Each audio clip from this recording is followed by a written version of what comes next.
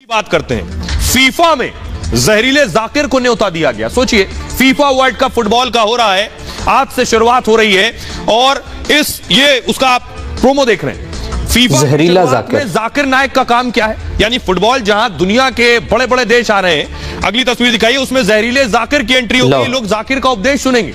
ये फुटबॉलर अलग अलग देश के जाकिर को घटिया यार, इंडियन मीडिया फुटबॉल देखने दुनिया में इनसे ज्यादा घटिया मीडिया नहीं मैंने देखा। ये कतर में हो रहा है फीफा। ये वही कतर है जो नुपुर शर्मा पर भारत के खिलाफ एक्शन ले रहा था। अब भारत का भगोड़ा भारत में आतंक की फंडिंग करने वाले को अपने देश में बुलाकर उपदेश दिलवा रहा है। देखिए रिपोर्ट।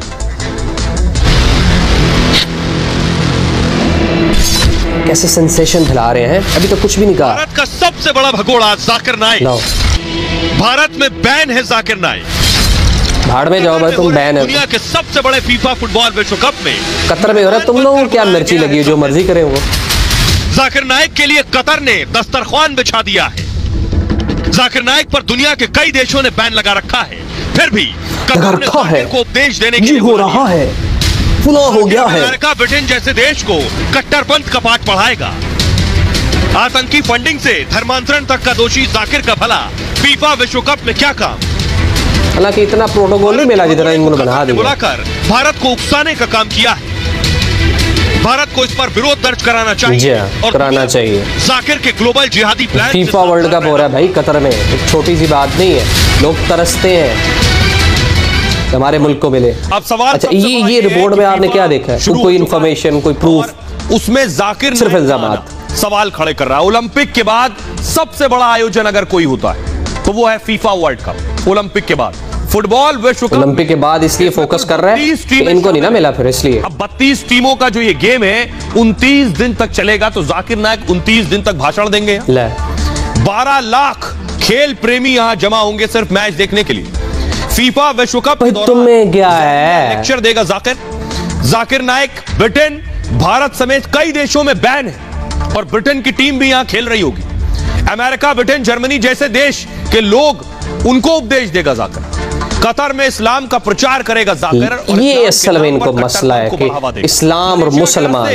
कतर पहुंचा है जाकिर। दुखती रग पे हाथ है ये दोनों लफ्ज, मुसलमान और इस्लाम। जाकिर पहुंचा है कतर। सिर्फ 3 मुस्लिम देश फीफा वर्ल्ड कप में है। खेल महाकुंभ के दौरान ये मजहबी प्रचार करेगा। सवाल, एक सबसे बड़ा सवाल भाई, जब फीफा को मसला नहीं हो भाई तो तू बेगानी शादी में अब्दुल्ला दबाना है। भारत का भगोड़ा कतर में आकर क्यों उसका इस्तकबाल किया जा रहा है? तो सवाल ये उठने लगा है कि अभी तक कुछ भी उन्होंने इंफॉर्मेशन नहीं दी, बस सवाल सवाल सवाल। मजहबी उन्मादी का काम क्या है, जिसे कई देशों ने बैन कर रखा है, जो भारत से भागा भागा फिर रहा है, जिसने भारत की सुरक्षा एजेंसियों से बचने के लिए मलेशिया में शरण ले रखी है। यह सवाल इस संदर्भ में भी लाजमी है क्योंकि फीफा वर्ल्ड कप फुटबॉल का एक महाकुंभ है, जिसे खेल को दुनिया भर जो मर्जी करो, मिर्ची लगी है तुम लोगों को भाई, कोई फर्क नहीं पड़ता। फुटबॉल जब फीफा का मसला नहीं है, तुम लोगों को क्या मसला है? फीफा वर्ल्ड कप में हो या ना हो, सवाल यह भी है कि कोई भी खेल धर्म या मजहब के दायरे से बाहर होता है, जिसे धर्मनिरपेक्षता का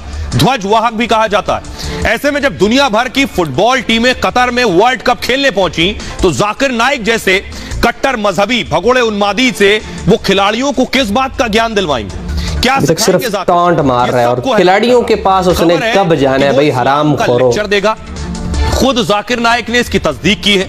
उसने एक सोशल मीडिया पोस्ट जारी किया है जिसमें खुद के कतर पहुंचने और धार्मिक लेक्चर देने का जिक्र किया। तो किसी और को भी लेक्चर दे सकता है ना यार, फैंस को, शायकीन को। भाई इस्लाम इसी चीज पे बुनियाद करता है, तबलीग।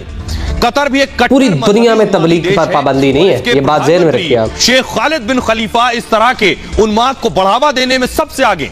ये देश धर्म के नाम पर दूसरे देशों के आंतरिक मामलों में दखल भी देने से परहेज नहीं करता। आपको याद होगा जो शुरू में मिर्चें लगी हुई हैं इनको भाई, शर्मा के एक मुसलमान मुल्क को क्यों मिल गया है फीफा वर्ल्ड, बस यही तंगश है इनको। बस था तो वो कतर था।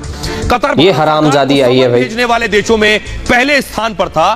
तब कतर भारत को उपदेश दे रहा था, भारत के खिलाफ नाराजगी जता रहा था और दोहा में मौजूद भारतीय राजदूतों को तलब कर लिया था। लेकिन अब क्या हुआ?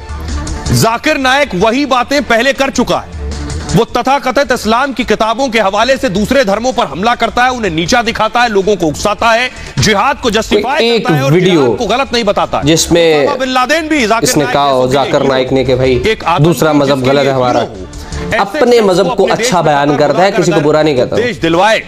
तो सवाल यह है कि आखिर कतर भी उस कटघरे में खड़ा है जो शहबाज शरीफ की फोटो आ गई। जाकिर नाइक कतर को प्यारा है।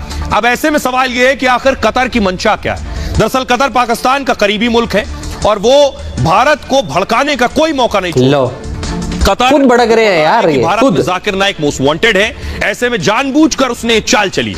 इससे पहले मकबूल फिदा हुसैन, आप जानते होंगे, फिदा हुसैन के मामले में भी उसकी सच्चाई सामने आ चुकी है।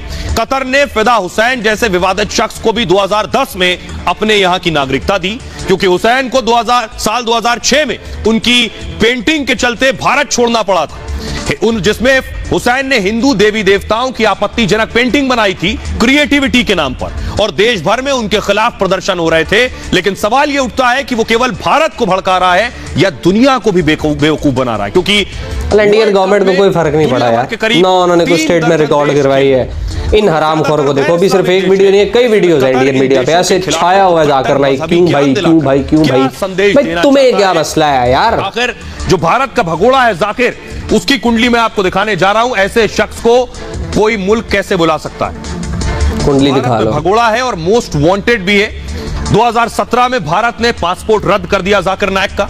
जाकिर के खिलाफ रेड कॉर्नर नोटिस जारी है। आतंकवाद को बढ़ावा देने का आरोप है। विदेशी फंडिंग का इल्जाम जाकिर पर है। धर्मांतरण और हेट स्पीच का आरोप है। समाज में नफरत फैलाने का इल्जाम है। मनी लॉन्ड्रिंग का भी केस पर दर्ज है। ईडी एनआईए को जाकिर की तलाश है। भारत की अदालतों में मुकदमे चल रहे हैं। हमें पता है जो आप लोगों ने यासीन के साथ किया है ना, कश्मीरी लीडर के साथ, तो जाकिर नाइक के साथ भी वही होना था। तो इसलिए बेहतर यही था कि वो मुल्क छोड़ जाते, क्योंकि इस्लाम की जितनी खिदमत जाकिर नाइक कर रहे हैं तो शायद कि कोई मुबल्लग कर रहा हो। फिंगर टिप्स पे उनके पास तमाम तर इस्लाम का नॉलेज, और दुनिया के बड़े बड़े उलमा उनको मानते हैं। और कतर ने भी उनको अगर बुलाया है या वो खुद गए हैं, अगर इस्लाम की तबलीग के लिए गए हैं, जिनके साथ इस्लाम की तबलीग करनी है उसे कोई मसला नहीं है, तो आप लोगों को क्या मसला है यार? ये घटियापन इंडियन मीडिया आखिर कब छोड़ेगा यार? कब मैच्योरिटी शो करेगा यार? ये कम अज कम ऐसा व्यू तो दो ना कि जो एक्सेप्टेबल हो। ठीक है, जाकिर नाइक के खिलाफ आपके पास कोई प्रूफ है कि भाई कतर में ये सरगर्मियां कर रहे हैं जिससे भारत को नुकसान होगा, जिससे पूरी दुनिया को नुकसान, फिर भी चलो मान लेते हैं बात। वो चल के जा रहा है और चल के जाने पे इन लोगों ने 7-8 मिनट की ये वीडियो बना दी और उसमें एक भी इंसानों वाली बात नहीं की इन्होंने। तो बहुत शुक्रिया आपका ये वीडियो देखने का, और एक दफा फिर से इंडियन मीडिया का हकीकी चेहरा आपके सामने बेनकाब करना मकसद था। इजाजत दीजिए, अल्लाह हाफ़िज़।